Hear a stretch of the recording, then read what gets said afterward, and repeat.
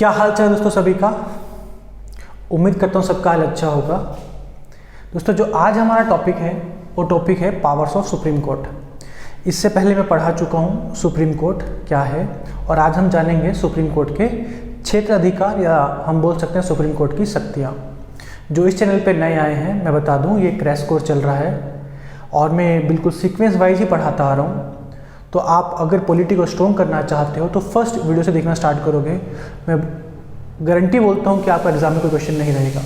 ठीक है, तो चालू करते हैं आज का टॉपिक क्या है हमारा, पावर्स ऑफ सुप्रीम कोर्ट, या हम बोल सकते हैं सुप्रीम कोर्ट के क्षेत्र अधिकार। कई बुक्स में लिखा होता है एक वर्ड ज्यूरिसडिक्शन,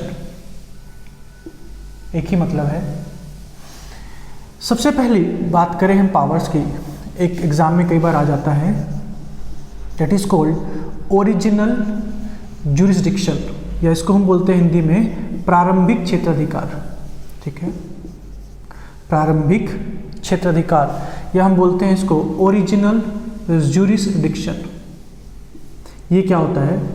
ऐसे संविधान के आर्टिकल 131 में बोला गया कि कुछ केसेस ऐसे होते हैं जो डायरेक्टली सुप्रीम कोर्ट में ही स्टार्ट हो सकते हैं, उसी को हम बोलते हैं ओरिजिनल ज्यूरिसडिक्शन। जैसे मैंने बोला कि केसेस जो कि डायरेक्टली स्टार्ट होंगे, directly starts in supreme court without going to the lower court, बिना निचले कोर्ट में गए हुए जो केसेस सुप्रीम कोर्ट में स्टार्ट होते हैं उन्हीं उसको हम सुप्रीम कोर्ट का बोलते हैं क्या, ओरिजिनल ज्यूरिसडिक्शन। जैसे अगर कोई भी प्रेसिडेंट के चुनाव में कोई भी डिस्प्यूट है तो वो केस सीधा कहाँ चालू होगा, सुप्रीम कोर्ट में चालू होगा।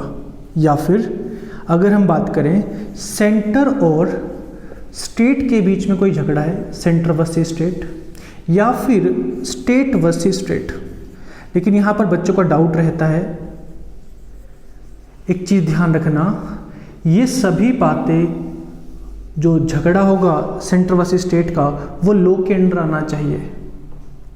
ठीक है, हमारा संविधान की बात करना चाहिए, तभी वो केस कहाँ पे चालू होगा, सुप्रीम कोर्ट में।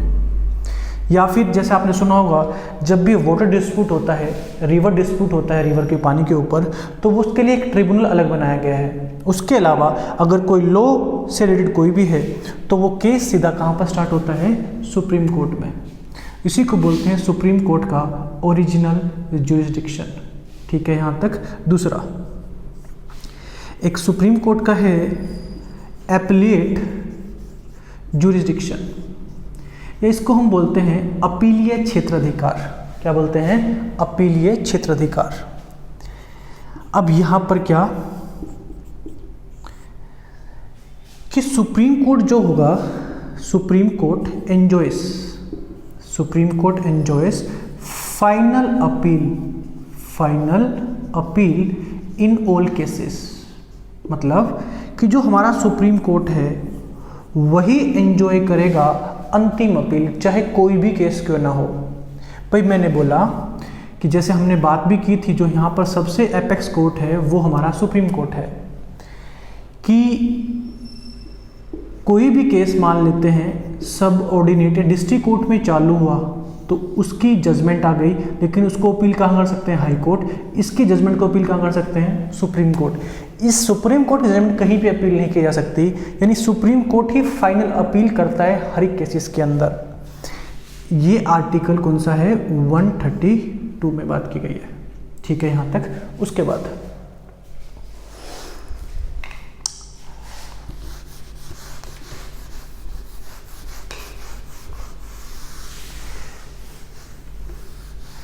अगर अब हम बात करें सुप्रीम कोर्ट की पावर की तीसरी, एक है एडवाइजरी ज्यूरिसडिक्शन।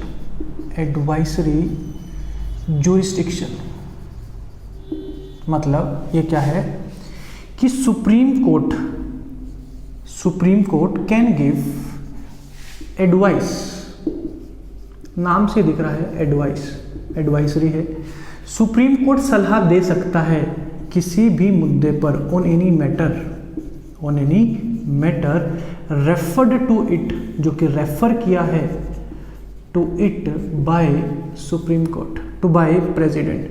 राष्ट्रपति ने अगर किसी मुद्दे पर राष्ट्रपति सलाह चाहता है तो सुप्रीम कोर्ट सलाह दे सकता है। भाई रामनाथ कोविंद को किस चीज़ पर सलाह चाहिए तो सुप्रीम कोर्ट सलाह वो मांग सकता है। सुप्रीम कोर्ट एक बार मना कर सकता है, दूसरी बार सलाह दे देगा, लेकिन ऐसा नहीं होता कि वो सलाह राष्ट्रपति पर क्या होगी, बाध्य होगी। ऐसा आर्टिकल संविधान के आर्टिकल 143 में लिखा है।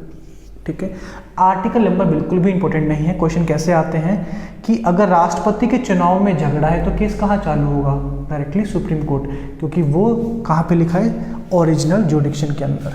नाउ एक है कि सुप्रीम कोर्ट को बोला जाता है court of record. Supreme court is called court of record. ये कोर्ट ऑफ रिकॉर्ड क्या होता है ये सुन लीजिए एक बारी। देखो, किसी भी केस पर जजमेंट दी गई है, मैंने बोला किसी भी केस पर जजमेंट दी है, वो जजमेंट ऑल ओवर इंडिया लागू होगी। मतलब अगर किसी भी केस पर सुप्रीम कोर्ट ने सलाह जजमेंट दी है और वही केस अब निचले हाई कोर्ट में आ गया, डिस्ट्रिक्ट कोर्ट में आ गया और वहाँ पर जज जजमेंट देना चाहते हैं तो वो जजमेंट मानी किसकी जाएगी, सुप्रीम कोर्ट की।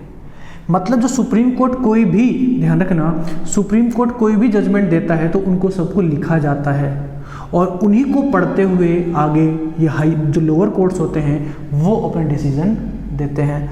इस वजह से इसको हम क्या बोलते हैं, कोर्ट ऑफ रिकॉर्ड। क्वेश्चन कैसे पूछ सकता है कि कौन से कोर्ट को कोर्ट ऑफ रिकॉर्ड बोला गया, supreme court, high court, district court, तो किसको बोलेंगे हम, सुप्रीम कोर्ट। ऐसा आर्टिकल नंबर 129। अगर इसी के अंदर है कंटेम्प्ट, ठीक है, इसकी कोई भी अवहेलना करता है, कंटेम्प्ट ऑफ कोर्ट, ठीक है, चाहे वो सिविल केसेस हो, क्रिमिनल केसेस हो, भाई अगर इसके डिसीजन को कोई मानता नहीं है तो इसको दंड भी दे सकता है। कौन, हमारा सुप्रीम कोर्ट। तभी हमने बोला है कि सुप्रीम कोर्ट सबसे हमारा क्या है, एपेक्स कोर्ट है। तो हमसे पूछे कोर्ट ऑफ रिकॉर्ड, आंसर क्या होगा हमारा, सुप्रीम कोर्ट। नाउ पांचवा, एक मैं आपको पढ़ा चुका हूँ, सुप्रीम कोर्ट का एक क्षेत्र अधिकार है जिसको हम बोलते हैं रिट ज्यूरिसडिक्शन। ठीक है, रिट क्षेत्र अधिकार। सुप्रीम कोर्ट रिट जारी कर सकता है अगर आपके मौलिक अधिकारों का उल्लंघन होता है ना। मैंने बहुत बढ़िया से आपको पढ़ाया था आर्टिकल 32, है ना। तो आप एक अलग ही टॉपिक है जिसके अंदर मैंने पढ़ाई है 5 रिट्स, उनको अलग से पढ़ लेना। वही सुप्रीम कोर्ट का क्षेत्र अधिकार है। मतलब अगर कोई हमारे मौलिक अधिकारों का वॉयलेशन करता है, कौन करता है, स्टेट। स्टेट क्या होता है ये भी समझा चुका हूँ। कोई भी पार्लियामेंट हमारा मौलिक अधिकार हमसे छीन रहा है, वॉयलेशन कर रहा है हमारा, तो उसको मांगने के लिए हम न्यायपालिका जाते हैं, सुप्रीम कोर्ट जाते हैं आर्टिकल 32 से। उसी को बोलते हैं रिट ज्यूरिसडिक्शन। ठीक है, यहाँ तक। नाउ एक जो सुप्रीम कोर्ट की सबसे बड़ी पावर है उसको हम बोलते हैं जुडिशियल रिव्यू। क्या बोलते हैं, जुडिशियल रिव्यू। देखो थोड़ा समझना पड़ेगा जुडिशियल रिव्यू। एग्जाम में क्वेश्चन तो आ ही चुका है कि जुडिशियल रिव्यू, एक क्वेश्चन एग्जाम में आपने देखा होगा कि ये कंसेप्ट कहाँ से लिया है हमने।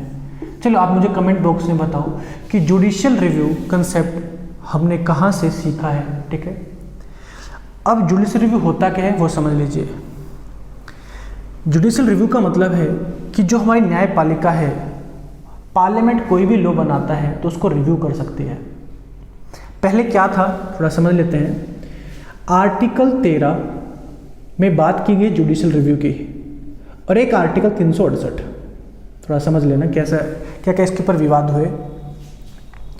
आर्टिकल 13 क्या बोलता है कि स्टेट कोई भी मौलिक अधिकार से वंचित किसी को नहीं रखेगा। कोई ऐसा लॉ नहीं बनाएगा स्टेट जिससे नागरिकों के मौलिक अधिकार का उल्लंघन हो। ऐसा कौन बोलता है, आर्टिकल नंबर 13। यानी ये मना करता है कि मौलिक अधिकार चेंज किए ना जाए। 368 बोलता है कि आप पूरा संविधान चेंज कर सकते हो। तो ऐसे बात इंटरप्रेट की गई हमारी जुडिशरी ने, तभी बोलते हैं कि संविधान का इंटरप्रेटर कौन है, इंटरप्रेटर। अगर हमसे पूछे कि इंटरप्रेटर ऑफ कॉन्स्टिट्यूशन कौन है तो क्या बोलेंगे हम, जुडिशरी को ही बोलते हैं कि हमारे संविधान को क्या जो चीज़ समझ नहीं आ रही है उसको इंटरप्रेट कौन करता है? कौन करता है भाई? हमारी न्यायपालिका ही करती है। अब इसको कैसे इंटरप्रेट किया गया, बाद में बोला गया। सीधा एक कंसेप्ट पर आते हैं, मैंने समझाया अच्छे से आपको। एक केस हुआ था केशवानंद भारती केस। उसने बोला कि सभी मौलिक अधिकार तो चेंज किए जा सकते हैं, लेकिन संविधान का बेसिक स्ट्रक्चर नहीं बदला जा सकता। संविधान का क्या नहीं बदला सकता? मूलभूत ढांचा नहीं बदला जा सकता। जो जुडिशियल रिव्यू है और उसको बाद में किसका हिस्सा बना दिया गया? फिर बेसिक स्ट्रक्चर का। मतलब क्या है, अगर पार्लियामेंट कोई भी लॉ बनाता है और वो संविधान के दायरे में नहीं आता है तो जुडिशरी उससे रिव्यू कर सकती है। उसी को हम बोलते हैं जुडिशियल रिव्यू, या हिंदी में बोलते हैं इसको न्यायिक पुनरावलोकन। न्यायिक पुनरावलोकन।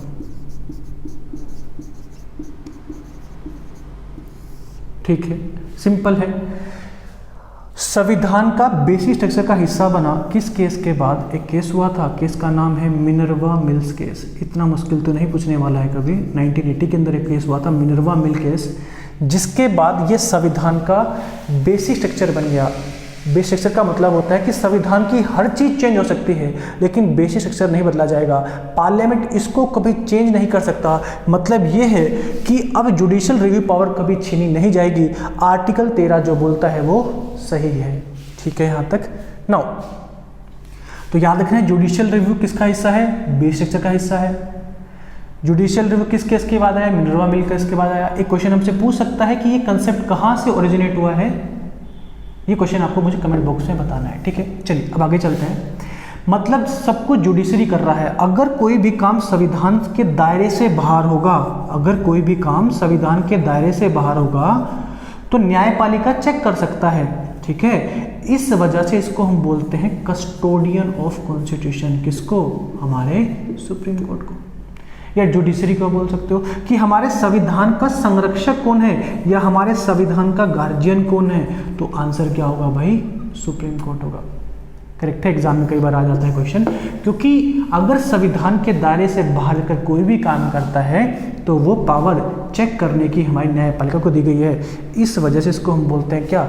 संविधान का कस्टोडियन या संरक्षक भी आप बोल सकते हो। ठीक है, यहाँ तक एक क्वेश्चन और आ जाता है कि स्टेटिक है कि पहली महिला, फर्स्ट फीमेल सुप्रीम कोर्ट जज कौन थी? ठीक है ना, इसी साल आया था एसएससी में 2019 में। कौन थी भाई? फातिमा बीवी।